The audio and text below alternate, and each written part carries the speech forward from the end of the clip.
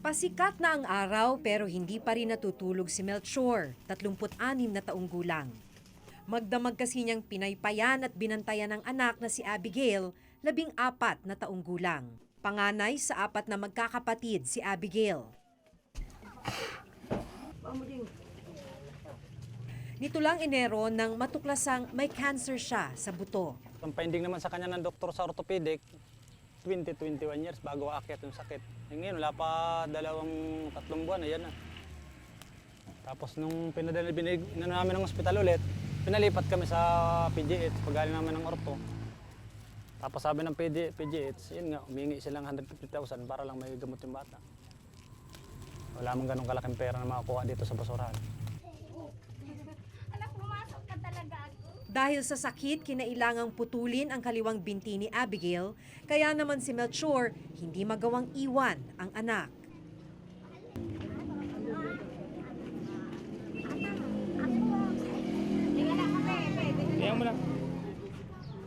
Pero sa araw na yon, wala pang pahinga, sasabak pa rin sa paghahanap buhay si Melchor.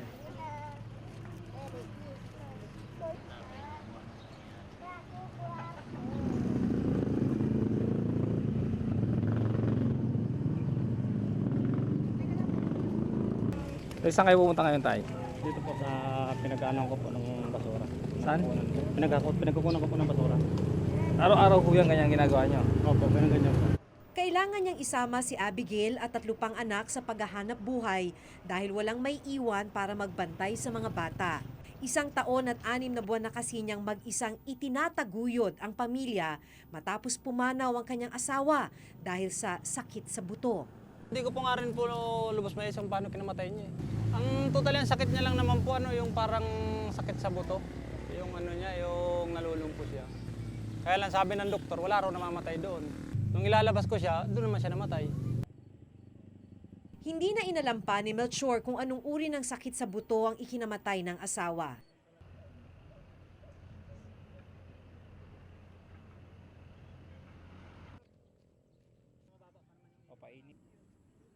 Hindi pa man lubusang nakababangon mula sa pagkawala ng kanyang asawa noon, isa na namang pagsubok ang hinarap ni Melchor. Ang inaasahan niyang makakatulong sa pag-aalaga ng mga anak na si Abigail, ang siya namang tinamaan ng sakit. Kasi kung total hindi naman sigurado po namatay, hindi naman halos ganun, hindi naman ito mangyari halos siguro. Kasi kahit paano, kahit may sakit ang bata, may makakatulong ka mag-ano ng ospital. Ngayon halos talagang solo Dadali mo ng ospital, mag-isa. Pagdating ng ospital, di mo alam kung kanino may iwan. Wala ka man halos mapag-ano ng ano dito. Kaya mga kapatid ko, puro yung mga anak na maliliit Kaya nga yan nung nakarang gabi, naglakad ako puntang doon sa ospital, naglakad lang kami dalawa. Dala-dala ko tulak ko sa wheelchair ko. Noon na pag sikat ng araw, ganito lang gawain namin mag-aama. Na? Lalabas si ate, nagaan si ate. Bakit nyo binibilad sa araw? Para po pawisan. Hindi po na pawisan pag palagi sa loob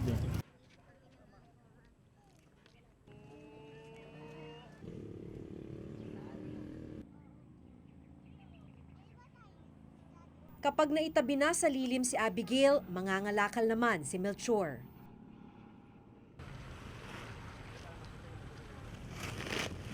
Magkano benta mo dyan, Tay?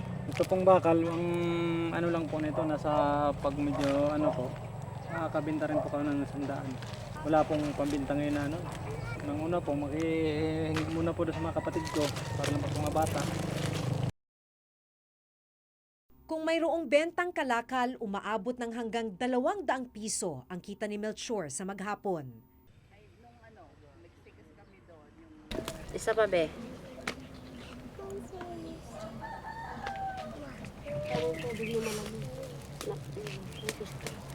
Mabuti na lang at dumating ang kanilang tiyahin na may dalang pagkain. Pero dahil kasya lang sa mga anak niya ang pagkain, itinulog na lang ni Melchor ang nararamdamang gutom.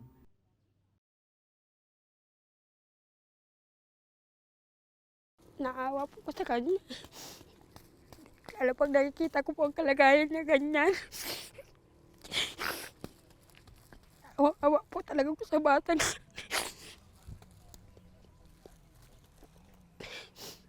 Kasi kung siya na nga lang po makakalo sa tatay niya eh. Kaya nagkaganon pa po siya eh. Hirap po kami sa buhay.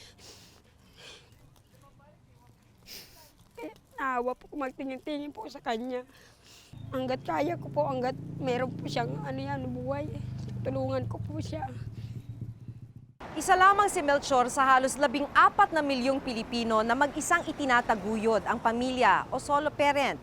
Ayon yan sa pag-aaral ng World Health Organization kasama ang University of the Philippines National Institute for Health.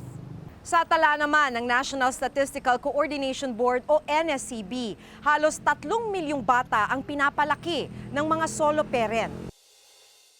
Solo parent ang tawag sa isang magulang na mag-isang inaalagaan ng mga anak na edad 18 pababa.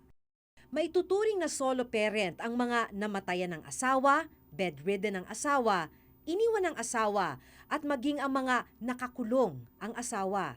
Sana bigyan ng pansin muna yung mga talagang nag-iisang mom or nag-iisang tatay na talagang kailangan na kailangan. Kasi syempre kung ikaw ay isang solo parent tapos wala kang trabaho or sabihin na natin may trabaho but you have 6 children na wala ang asawa mo, iniwan ka or namatay. So medyo mahirap talaga yung buhay. Ang patong-patong na pasanin ng mga solo parent ay mapapagaan sana sa tulong ng Republic Act 8972 o the Solo Parents Welfare Act of 2000. Sa bisa ng batas na ito, mabibigyan ng iba't ibang benepisyo ang mga indigent o mahirap na solo parent at kanyang mga kaanak. Kabilang narito ang livelihood assistance, murang pabahay, tulong sa edukasyon, pati serbisyong medikal. Nakasaad sa batas na ang mga benepisyong ito ay inilalaan para sa mga solo parent na kumikita lamang ng katumbas o mababa pa sa poverty threshold na naitakda sa datos ng National Statistical Coordination Board o NSCB. Ayon sa NSCB, kailangang kumita ng 7,821 pesos kada buwan o 261 pesos kada araw para matugunan ang lahat ng pangangailangan ng isang pamilyang may 5 miyembro. Ang tulad ni Melchor na swerte na raw kung aabot ng 200 piso ang kikitain sa maghapon, pwedeng-pwede sanang makatanggap ng benepisyong nasasaad sa Solo Parents Welfare Act. Lahat po ng trabaho halos, pinasok ko na eh. Kaya lang talagang wala naman na ano. Ang DSWD ang pangunahing ahensya na naatasang mag-monitor sa implementasyon ng Solo Parents Welfare Act. Sa aspeto po namin, sa hanay po ng DSWD, ito po kasi ay isa sa mga devolved na programa kung saan nakalagay naman po sa ating batas na ito po ay isa sa mga dapat na binibigyan ng atensyon ng ating lokal na pamahalaan. Isang dahilan yan, yung hindi ho masyado na-inform yung ating komunidad. Hindi ito masyadong sa publiko. Sa totoo lang, ang napapansin ko kasi, ang nakakaalam lang dito sa batas nito, yung mga women's organization at yung ibang mga abogado na ang practice nila ay ang kaso tungkol sa pamilya. Dagdag pa ng Natay Confederation, mismong ang batas daw kasi hindi kumpleto at hindi malinaw. Katunayan, walang penal clause o parusa sa sinumang hindi sumunod rito. Anong pinaglalaban namin? Kailangan itong comprehensive package maging holistic. Hindi siya ordinary comprehensive package lang. Kasi minsan, though you have an DSWD ID ng solo parents, pagpunta mo sa hospital, hindi naman ino-honor not like the senior citizen. Wala ring pondong nakasaad sa batas na gagastusin para sa pagpapatupad nito. Pero hindi po siya katulad ng ibang ng ibang programs na may budget talaga. Opo, katulad sa senior citizen, merong shared 1% na sa PWDN. Pero yung iba hong mga sektor, wala rin namang pondo na direktahan na sasabihin natin na may pagkukunan.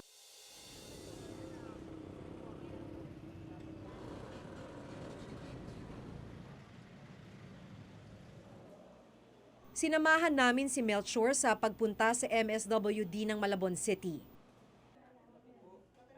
Pero kailangan muna raw niyang maghintay ng ilang linggo para makuha ang ID na magpapatunay na kabilang siya sa mga pwede sanang matulungan ng RA 8972.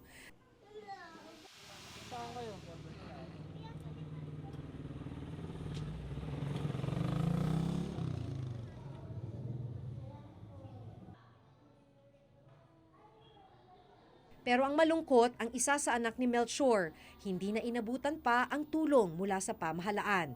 Binawian ng buhay si Abigail.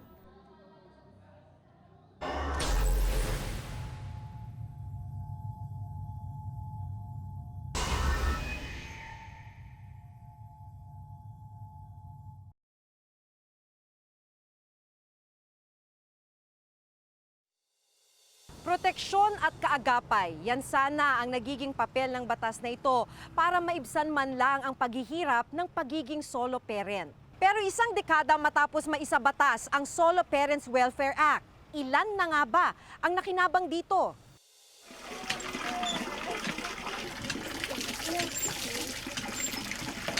Isa rin sana si Verlin Barcelos, 27 taong gulang, sa mga pwede sanang matulungan ng RA 8972. Tulad ni Melchor, mag-isa niyang pinapalaki ang kanyang 4 na anak. Nakulong kasi ngayon ang kanyang asawa dahil sa kaso ng droga. Nagsimula po yun nung nakulong nga po siya. Nahuli po siya. Bali, 7 buwan na po akong nagsosolo na inaalagaan tsaka tinataguyod po yung 4 na anak ko. Hirap din si Verlin na pagsabayin ang responsibilidad ng pagiging ilaw at haligi ng tahanan. Kada labada, 200 piso ang kinikita niya. Kapag walang labada, pagbabalot naman ng uling ang pinagkakakitaan niya. Kada sako ng uling na natatapos niya, 20 pesos ang ibinabayad sa kanya. Kasi ang hirap-hirap talaga po na hindi mo maibigay yung mga gusto nila. At saka po, yung pag may mga gusto silang pagkain, tsaka yung may mga bagong damit, yung mga gamit sa eskwela.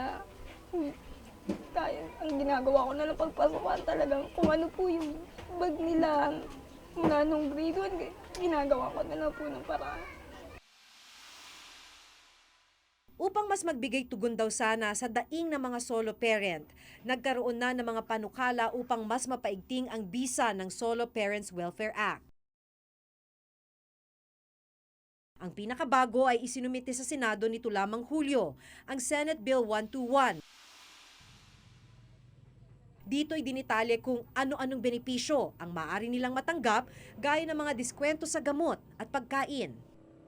Well, hindi agad nabibigay pero sa panukala namin, mai-issuehan na ngayon ng ID, parang Senior Citizens Card. Ito, Solo Parents Card para maka-entitle siya o maka-avail siya dun sa discounts na binibigay ng batas. Halimbawa, 10% para sa damit o kasuotan ng mga bata hanggang 2 taong gulang, 15% bilang discount sa pagkain ng mga bata, gayon din gamot na kinakailangan nila para matiyak na hindi man natin mabigyan ng aktual na pera yung mga mag-isang nagtataguyod ng kanilang mga anak, mabigyan naman natin ng konting pampagaang sa gastusin nila.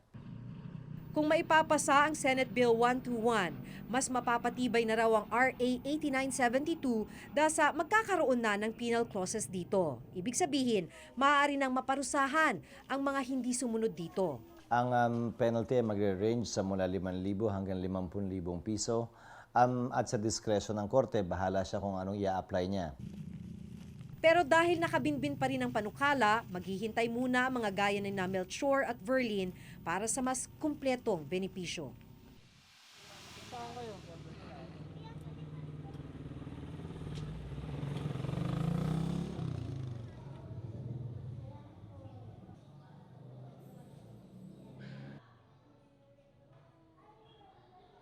Pero ang malungkot, ang isa sa anak ni Melchor, hindi na inabutan pa ang tulong mula sa pamahalaan. Binawian ng buhay si Abigail. Inano namin sa center dito sa malapit sa amin, yung wala. Kasi kumbaga talagang findings kasi ng doktor, ma'am, talagang mahirap na rin, hindi na rin pwedeng yun. Pinakausapan namin ng Sabado, bumalik kami, sabi, kumpain, hindi man pinakumpain.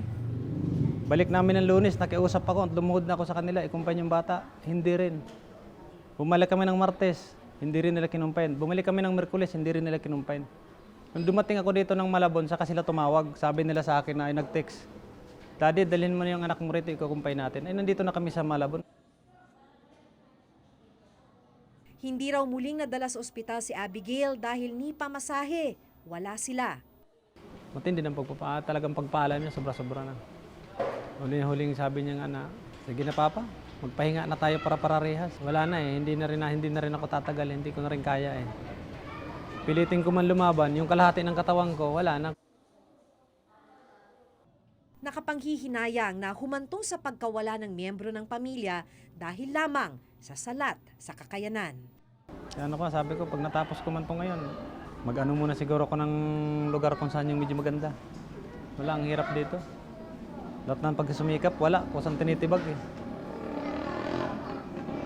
Bumubuo ka ng isang bagay, hindi rin nabubuo. Nasisibak. Kaya sa akin nga, iniisip ko ngayon, ayaw paano. Mga anak ko nga eh, siguro, pag-iwawalayin ko muna ngayon.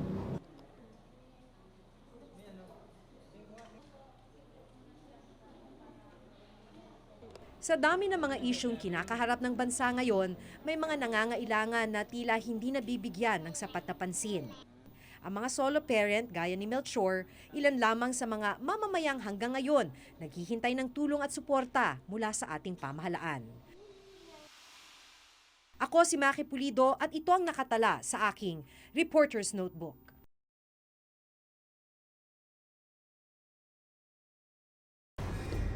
Sabihin mo na, hindi ka kinidnap. Ang tawag po sa amin ni Juan, Central Bank. Ayaw po maging dahilan na magkasala pa yung iba. Yung mga kasamahan ko, under ng WPP, pero ang magkano lang ang ano nila, 6,000, 8,000 ang pinakamalaki. Mabubuhay ba ang isang tao na nag-risk ng buhay niya sa ganung kantidad lang?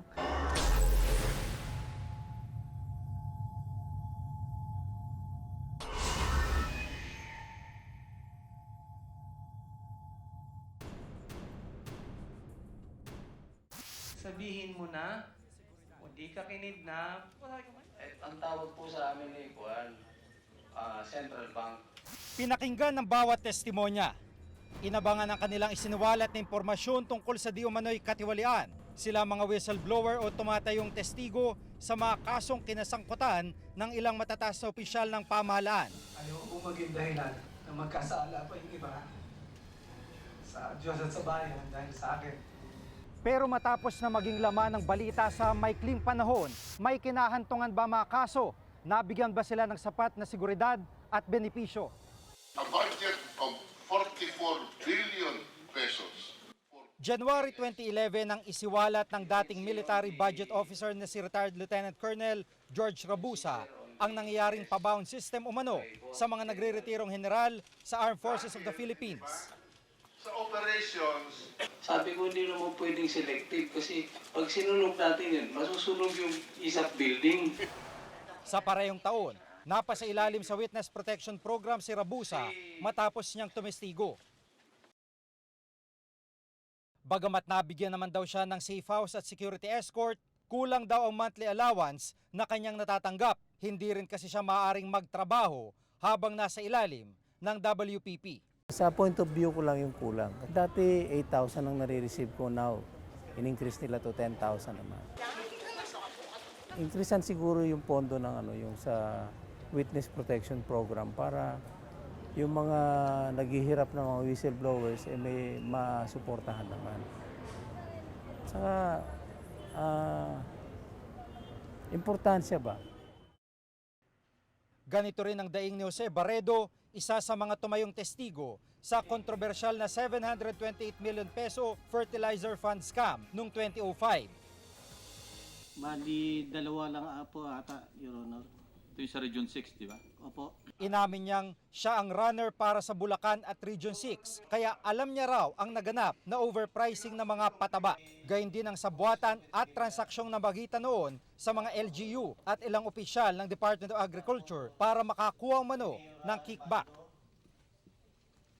Makalipas ang 8 taon, nasa ilalim pa rin siya ng WPP. Pero kahit nasa ilalim ng WPP, 2 beses nang pinagtangka ng kanyang buhay. Saka itong clopidogrel na para sa antithrombotic sa atake. May diabetes at coronary heart disease si Barredo. Kaya naman kulang na kulang daw ang 11,500 pesos na monthly allowance dahil halos ang kabuuan ng halagang ito ay napupunta lang sa kanyang mga gamot. Sulat ng Senate na i-admit kami sa WPP. Recommendation.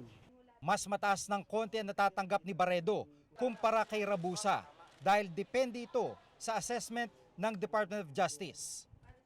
Atake ako sa bahay na yun nga, nagising na ako na masakit masyado yung dibdib ko na hindi ako makahinga. Yun nga pala, atake na, acute coronary syndrome ang finding sa akin. Sa isang buwan, malaki. Siguro mga nasa... Kasi nung una, hanggang ngayon, kung kung bibilihin mo yung gamot ko, nasa more or less mga 5,000 weekly sa isang buwan. Mga siguro pati insulin ko, kasi ang insulin ko yung flex pen na yung parang bullpen, mga nasa 25 siguro, mga ganun, more or less. Kasya mo ba yung binibigay mong allowance sa inyo? Hindi. Sa nga lang, sa pagkain, hindi sapat eh. Kasi nga, unang-una yung may nag-aaral ka pa na anak. Matagal na hindi ako nag-insulin ngayon eh. Hindi na rin daw siya nakakapagpatingin sa doktor para sa kanyang sakit sa puso. Nakasaad sa batas na habang humaharap sa paglilitis ang isang testigo, kasama sa mga benepisyong dapat niyang matanggap ang libreng medical treatment. Unang-una, ang sinasabi kasi nung batas dito, pwede ka mabigyan pagka yung sakit mo related sa witness duty mo. Pero ang pagkakaalam ko kasi kay Jose Barredo, bago pa man siya pumasok sa programa, meron na siyang sakit na diabetes at sakit sa puso. Ang problema ng whistleblowing dito sa Pilipinas is hindi pa institutionalized yung whistleblowing. Kahit na may bill, ang daming discretionary powers ang Congress at Executive sa amount, sa kategory ng assistance. Ang Republic Act 6981 o Witness Protection, Security and Benefit Act, ang batas na nagtatag sa Witness Protection Program noong 1991. Layo nitong bigyan ng seguridad at proteksyon ang mga individual na handang humarap at magbigay ng testimonya sa korte. Ilan pa sa mga nakasa dito ang pagbibigay ng safe housing facility, assistance sa pagkakaroon ng kabuhayan, maging ang allowance at financial assistance. Gayunman, walang eksaktong monthly allowance na nakasaad sa batas. Yung mga kasamahan ko, under ng WPP, pero ang magkano lang nila, 6,000, 8,000 ang pinakamalaki. Mabubuhay ba ang isang tao na nag-risk ng buhay niya sa ganung kantidad lang? Sinasabi namin is, at minimum, parang doble ng minimum wage. Alam mo naman, yung minimum wage, you will not survive on the minimum wage. So, ang karapat-dapat is double the minimum wage. Pero yun nga lang walang rule, no? Iba-iba yung mga allowance na natatanggap nila kasi depende yan sa maraming bagay. Halimbawa, naka-house yung witness dito ba sa Metro Manila o nasa probinsya. So, yung witness ba ay may dependent o wala. So, talagang magkakaroon ng hindi pagkakapantay-pantay o pare-pareho ang binibigay na allowance dyan. Hawi lang. Hawi lang. Masusolusyonan daw sana ito kung may papasa na ang Whistleblower Protection of 2011 o ang Amended Witness Protection, Security and Benefit Act na magbibigay ng mas maigting na proteksyon at tulong pinansyal para sa mga nasa ilalim ng WPP. Una, yung Witness Protection Program, limitado lamang yan sa DOJ. Inihain namin ng panukalang batas na ito para magkaroon din ng similar program, similar Witness Protection Program sa ilalim ng Whistleblowers Act, ang iba pang ahensya ng gobyerno, kabilang na ang Ombudsman, ang CHR, ang Commission on Human Rights, at ang Public Attorney's Office. So binibigyan namin ng choice sa isang whistleblower, saan siya pwedeng tumakbo Ang pagpasa rin ng panukalang batas na ito ang matagal nang hinihintay ng mga miyembro ng Whistleblower Association. Pero tila malayo pa raw sa katotohanan na tuluyan itong maging batas. Sa pagupo ni Pangulong Noynoy Aquino noong 2010, isa sa mga priority bill ang pag-amyenda sa Witness Protection, Security and Benefit Act. Makalipas ang 3 taon, nakabinbin pa rin ito at itong hinaing ni NBN ZTE whistleblower June Losada. Sa Diyos at sa bayan dahil sa akin. Ibinulgar niya noon ang di umano'y manumalyang transaksyon ng Administrasyong Arroyo sa nasabing proyekto. Kung si dating Chief Justice Corona nga, napa-impeach niya sa loob ng isang araw, hindi mo ba maipapasa ang whistleblower o freedom of information sa loob man lang ng 1 linggo? May 3 taon na siya sa pwesto eh. Dahil wag na tayong umikot-ikot pa. Ayaw ng Malacanang ang freedom of information, ayaw ng Malacanang ang whistleblower. Ngayon ang dapat itanong ng taong bayan, bakit? Ay, maling-mali po yan. Sinertify po namin ang witness protection as one of the urgent bills, no? So, binigay po natin sa Kongreso yan at hinihintay natin yung pagpasa ng bill na yan sa Kongreso. But we have to wait for Congress. We have certified the bill and so we have been giving it the proper importance. Nitong nakaraang Biyernes, nagsama-samang ilang whistleblower sa isang universidad sa Maynila. Naimbitan silang maging speaker tungkol sa mainit na isyu ng pork barrel scam. Isa sa hindi nila pinalagpas na isyu, nakatuon sa kapwa nila whistleblower na si Ben Hurluy. Ngayon, nag-enjoy sila ng celebrity status because everybody is clapping their hands. But I dare him, 3 to 6 months from now, he will end up and his group will end up crying alone in the dark. That's 101% sure. Mangyayari yan kay Benhar. O, di ba, the mere fact na inamin na nga niya na nag-forge siya, pagdating ng laylo na ang issue na yan, siyang babalikan. Kaya yun po ang inano namin na anuhan kami ng Whistleblowers Act para maproteksyonan talaga ang tunay ng mga whistleblowers. Mali na naman yan, ano? Kasi yung mga nagsasalita na yan, hindi naman sila sumailalim sa witness protection. Eh. So, yung ng witness protection ng pamahalaan, no? So, I don't think they are accurate.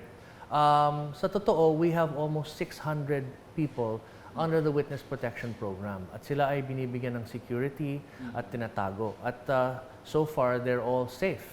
So hindi po pwedeng sabihin ng iilan na hindi naman kasama sa Witness Protection Program na hindi inaalagaan yung mga sumasailalim dito sa programang ito.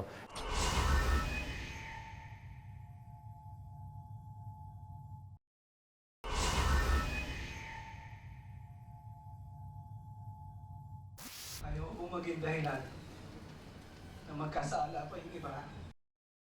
Bawat whistleblower, mahaba at masalimuot man ang mga nagaganap na pagdinig at paglilitis, malaga pa rin ang ginagampanan nilang papel para sa huli lumabas ang katotohanan at maparusahan ang mga mapapatunayang nagkasala.